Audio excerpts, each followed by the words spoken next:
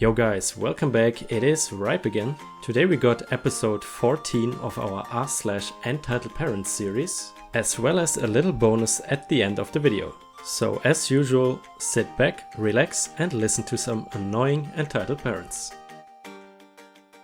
EK thinks I'm playground equipment. A little background information. I worked in an unfinished furniture store. Unfinished furniture is real wood, usually fully assembled, but not painted or stained. You buy it raw and either paint it yourself or pay us to paint it for you.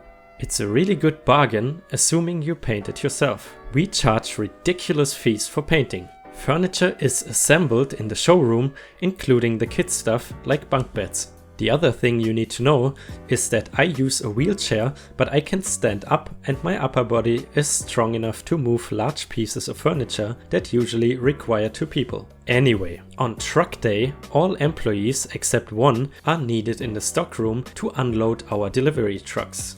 Invariably, that one employee left in the store is usually me. In walks Karen and her entitled kid.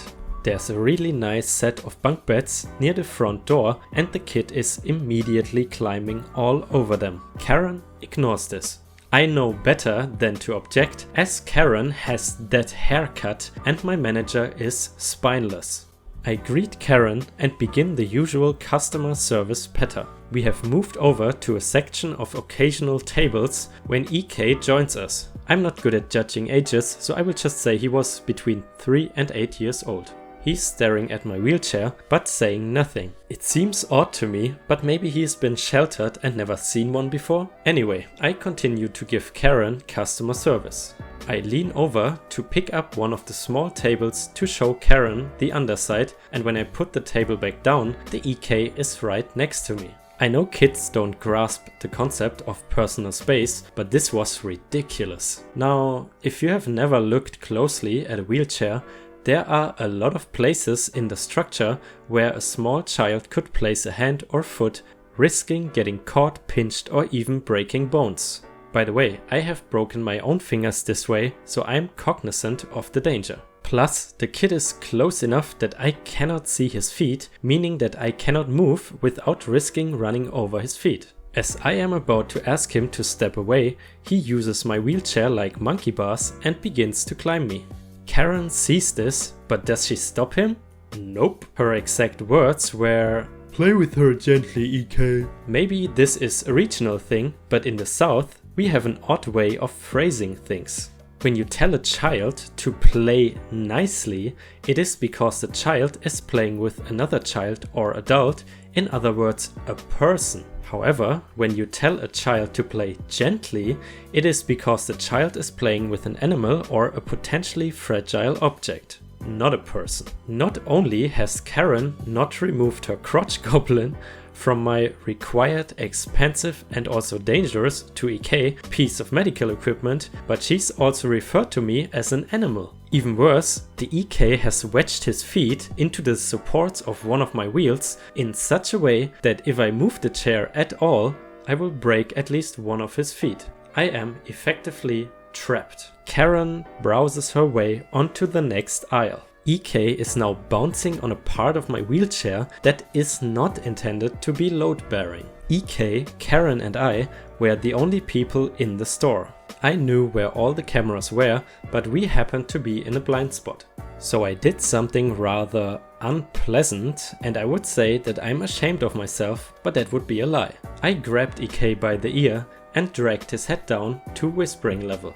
I then told him in my very best "I am dangerously insane" voice, "If you don't get off me and behave yourself, I will hurt your mother."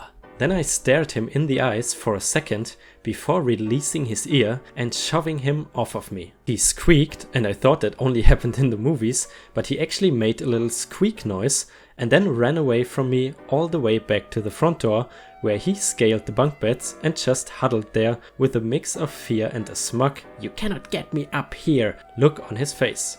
As we were now on camera, I just gave him my sweetest smile and went back to Karen. As Karen was ready to leave and EK was still on the upper bunk, I took the opportunity to twist the knife a little bit. We were not required to escort customers to the door, but I did so, and when I got next to the bunk beds, I stood up right next to where EK was still huddled and loudly wished Karen a great rest of the day. EK nearly flew off the other side of the bunk beds because I had just proven that I could get him there as well, so he was not safe. Karen and EK never came back, so I can only assume that EK never told her what happened. Okay, damn, I mean that story could also be from Pro Revenge maybe. I almost feel a little bit bad for the EK if I'm honest, but I also hate how the Karen mom totally disrespected the creator of the story.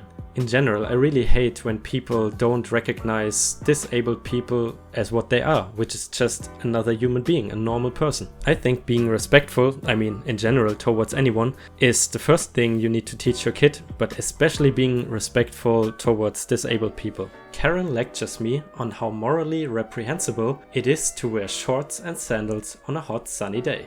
This happened yesterday and I'm still kind of baffled at the whole exchange.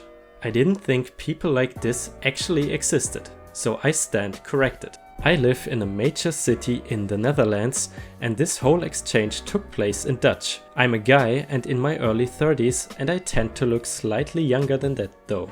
We have had a couple of really nice days in my area this last week and it was hot enough outside during the day that I went to work in my shorts and sandals with a bright orange tiger shirt. Okay, I'm wondering where the hell this guy is working if he can wear shorts, sandals and a weird shirt like that.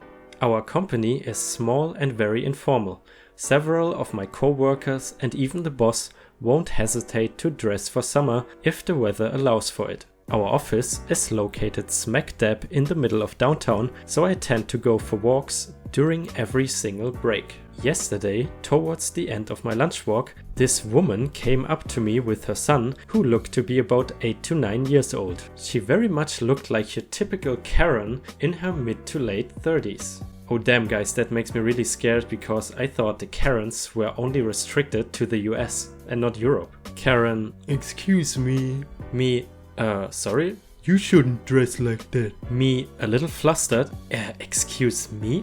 Karen, now pointing at my shorts and sandals. It is extremely inappropriate to be dressed like that this time of the year. Me, but it's a hot and sunny day. It's not summer yet. You should be wearing long pants and proper shoes. I don't need to see your feet. You are teaching my son it's okay to dress inappropriately. Normally I'm very much the kind of person who tries to avoid conflicts. But I was getting really annoyed already and I hadn't slept much the night before, so I'm ashamed to say I had a short fuse that day. Her kid was barely even paying attention to the conversation and was playing what looked like Pokemon on his Nintendo Switch. I can wear whatever I damn well please. I am in no way obligated to conform to your warped fashion standards. I need to get back to work and I don't have time for your nonsense. Have a nice day. I turned to leave, thinking that would be the end of it. But she immediately came after me and watched my pace. Don't you take that tone with me, young man. You need to learn some manners. She couldn't have been more than 4 to 5 years older than me at the very most, but whatever. Me, excuse me? You're the one who walked up to a stranger to give them crap about their attire. If anyone needs to learn some manners, it's probably you. And now kindly piss off, please. Note, yeah, I probably shouldn't have said that. What did you just say? I want you to apologize to us, or else I have a word with your company. I'm sure they won't appreciate you being dressed like a slob. Me completely down with her at this point. Fine, see if I care. She kept mumbling and complaining under her breath as she followed me. This encounter took place only a few hundred feet from my office, so we reached our building pretty quickly.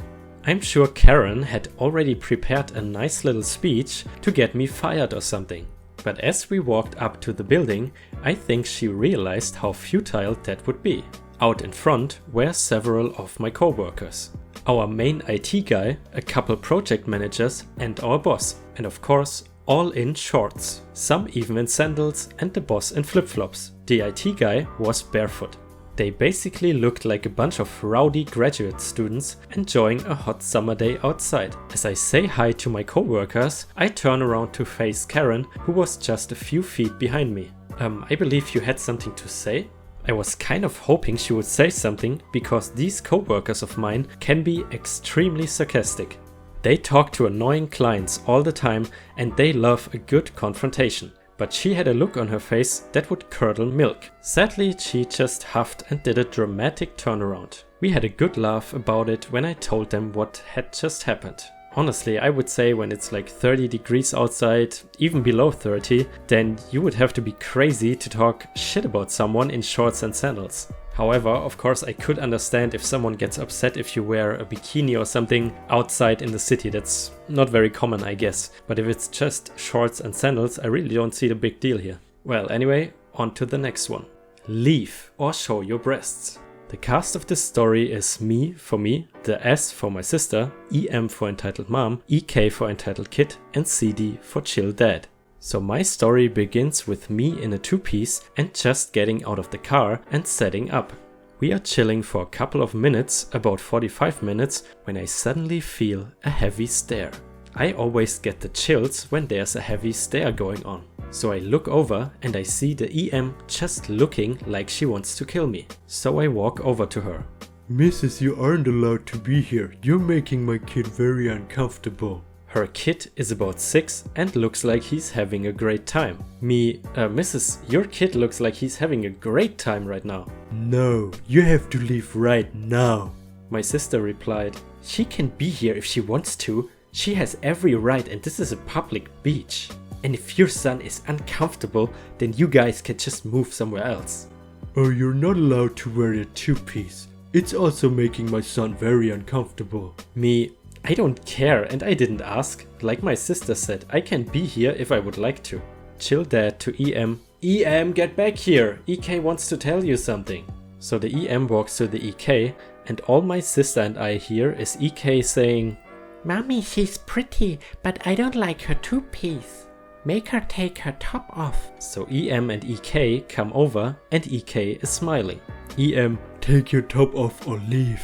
I just look at my sister and we walk away. The EK starts crying and EM says, get back over here now, girls, and you take your top off right now. I turn around and see that she is wearing a two-piece. If your son wants to see some breasts, then why don't you take your top off? She looked at me in shock and marched over to me and screamed, take your top off now, girl.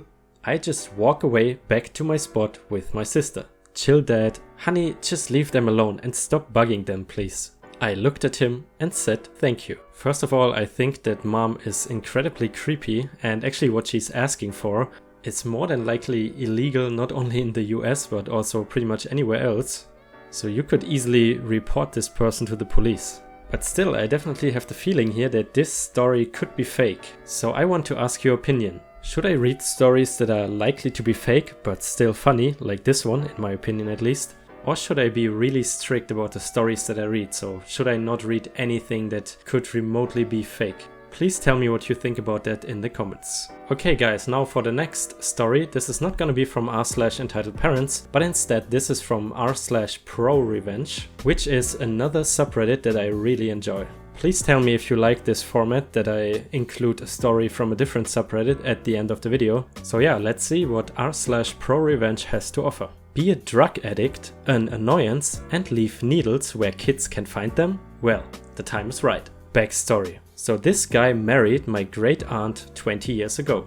They lived right next to my grandfather and she left him 10 years ago when she came home to him dancing around in her clothes, and his drug habit was at a point she couldn't help anymore. Now, this is a small nowhere town in Texas where they live just outside the city limits. So by law, you cannot get away with a very lot that you cannot actually inside the city limits. He was a total a-hole. He partied at 1 AM, megaphoned all the time, super trashed land, infested with creatures, and uncontrolled dogs that do whatever. Now, I'm not a rich person, but I have around 80k in savings that I can spend. Okay, wow, that kind of contradicts what he just said. Like, if you have 80k in savings, if you aren't like super old, isn't that quite a lot?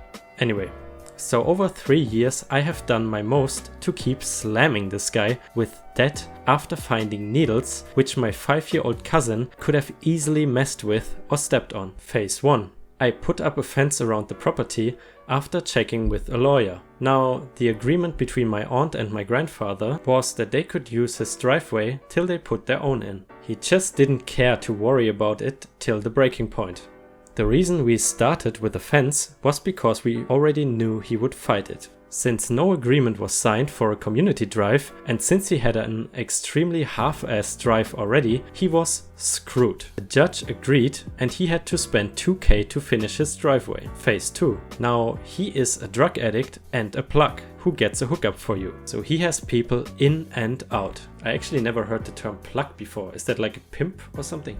This helps pay for his drugs. Well, I had a cop friend stop people when they would speed out of his driveway. As more people kept getting popped for drugs, the word got around he was being watched at his place. So now he would have to spend all his own money on drugs. Phase 3, unbeknownst to us, but the guy paying half his bills was a child molester. While on the sex offender registry, the SOR, he was working next to a school. This is obviously a big no-no as per the SOR laws. So he was arrested again and now he had to pay all his bills by himself. Now you might be wondering why I'm costing him more money. It's not just because.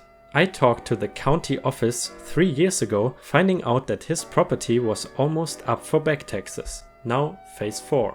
It was March when it was announced that it was going up for back taxes. With all the cost, I have made sure to prevent him from paying the property tax. I was talking to a friend buying another property and heard him say, coming into the auction, that he had 5k to buy his property back. As I have said, it was absolutely destroyed. The country's estimate was 20k to clean it up, so he was right. No one wanted it except me.